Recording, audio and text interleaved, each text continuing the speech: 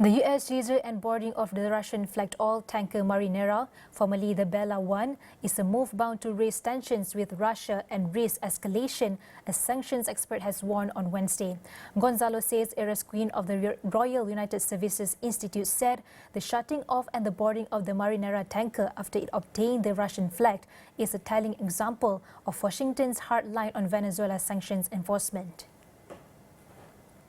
Says noted that Russia has taken a big leap in coming out of the shadows by registering nearly 20 shadow fleet vessels, increasing its legal and environmental exposure if these floating rust buckets cause spills.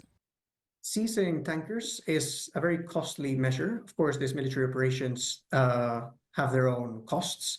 And then there's a very significant question that has to be answered, which is what will happen to the tanker? How long will the seizing authority be willing to keep this tanker at port? Will it pay for the maintenance? What will happen to the crew and the cargo? These are questions that have traditionally deterred coastal states from taking such actions. The US is really reshaping the playing field in this regard.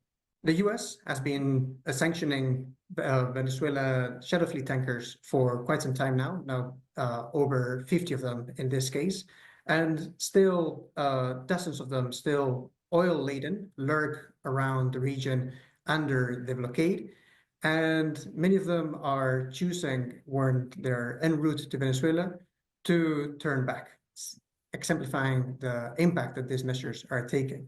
The US has chosen to target these vessels to prevent the breach of sanctions on the country and monitor the flow of oil under the newly signed deal of 30 to 50 million barrels into the US, and ensure that rogue operators do not jeopardize these operations and ensure US control over these flows.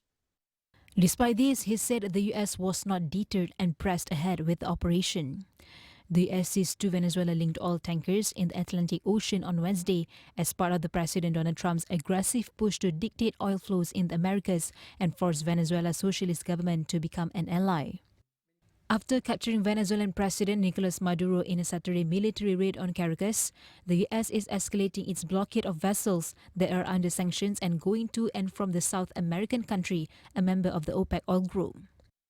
The White House also said it plans to roll back some of the sanctions Trump placed on Venezuelan oil in 2019 during his first term.